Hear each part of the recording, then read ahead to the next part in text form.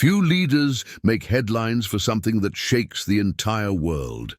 But when Ibrahim Traoré, the young, determined leader of Burkina Faso, announced a discovery under the endless sands of the Sahara, it wasn't just news, it was history.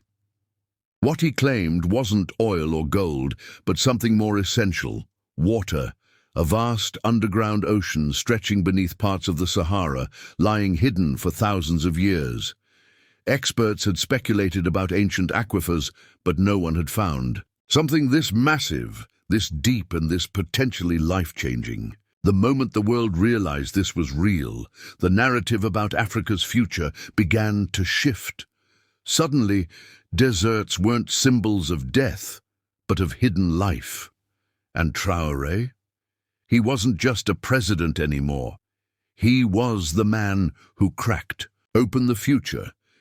It started with a vision, literally.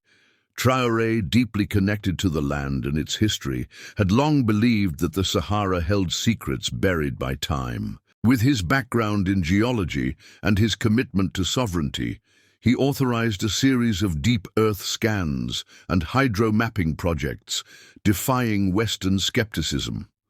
While other nations looked to Africa as a place to extract resources, he was looking inward, beneath his own soil. When results from the deep scanning project came back, scientists couldn't believe it. Gigantic freshwater reserves, stored beneath layers of rock and time, existed where once an ancient sea had roamed. This wasn't just a lucky find. It was the result of courage, belief, and refusal to accept the limits the world had placed on his nation. Confirmation came swiftly. Geological teams from across Africa gathered, reviewing data that showed a groundwater reservoir so large it could supply fresh water for centuries. Under Burkina Faso and stretching into parts of Mali and Niger, the subsurface reservoir covered an area nearly the size of France. It was more than just water, it was freedom. Traoré called a press conference, his voice steady but charged with conviction. They said Africa was dry, they said we were dependent, but the truth was always under our feet. The room went silent. His words weren't just political, they were revolutionary. He had unearthed not just water, but a symbol of African potential, buried beneath centuries of exploitation and silence. The discovery sparked immediate global reaction. Western media outlets scrambled to cover the story, while African youth exploded with pride across social platforms. Hashtags like Tow Ocean Under Sahara and Tow Traoré Legacy went viral. But Traoré didn't bask in the limelight. He got to work. Within days, he convened a summit of neighboring nations to discuss a Pan-African water alliance, something never attempted on this scale before. His goal: to use the underground ocean not just for Burkina Faso, but to transform the entire Sahel region into a green belt of agriculture, innovation, and independence. The desert, once a barrier, was now a bridge, and Traoré was building it. But not everyone celebrated. Foreign powers that profited from African dependence viewed the discovery as a threat. Suddenly, Burkina Faso was more than a poor, landlocked country. It was the heart of a new era. Whispers of sabotage, misinformation, campaigns and political pressure began surfacing. Traoré stood firm. "They fear a self-reliant Africa," he said in a televised address. "But they cannot bury water, and they cannot bury our will." His resolve inspired movements across the continent. Students, farmers, engineers all began to imagine a future powered not by foreign aid, but by African abundance. Traoré had uncovered more than an ocean. He had unlocked a mindset. The real work began on the ground. Traoré mobilized engineers to begin extraction and purification systems powered by solar energy. He worked with ecologists to ensure sustainable use of the reservoir, creating models that balanced environmental care with human need. Villages that once prayed for rain now planned for irrigation.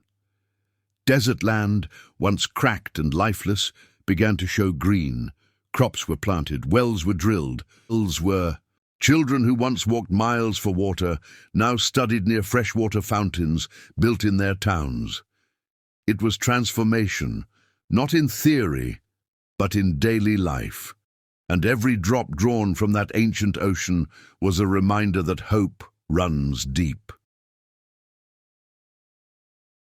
The impact reached beyond Burkina Faso.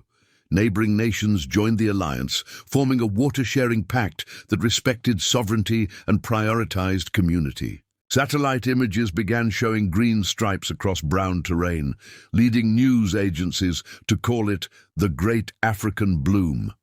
It was poetic justice. The same land once called hopeless was now the continent's most promising frontier.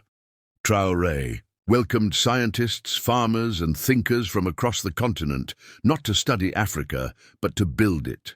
With water came agriculture, then trade, then schools. The underground ocean wasn't just a resource, it was a rebirth.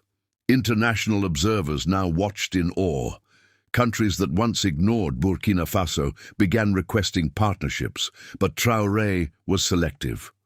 "We will not trade our water for chains," he said. He prioritized African companies, African workers, and African universities.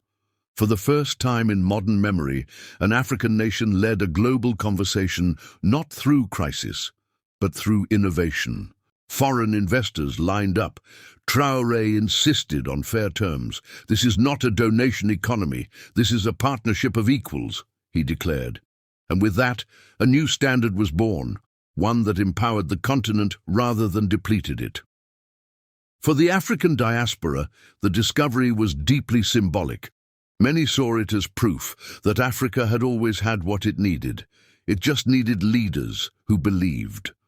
Across the world, black communities rallied around the story, drawing strength from Traoré's fearless leadership. Documentaries were produced, books were written, schools in America and Europe began including the ocean discovery in environmental studies. What started under the sands of Burkina Faso now flowed through classrooms, think tanks and boardrooms across the globe. The world was learning that Africa was no longer just a place of problems, but of answers. And so, Ibrahim Traoré did more than find an ocean. He uncovered Africa's power to shape its destiny. He didn't wait for permission, funding, or validation. He believed, he searched, and he found. Today, the Sahara still stretches wide, but beneath it flows the water of change. And at the center of it stands a man who knew that sometimes, to move a continent forward, you don't need to shout. You just need to dig deep, literally and metaphorically. Traoré's name will live not just in politics, but in history as the man who turned sand into soil, doubt into hope, and Africa into its own answer.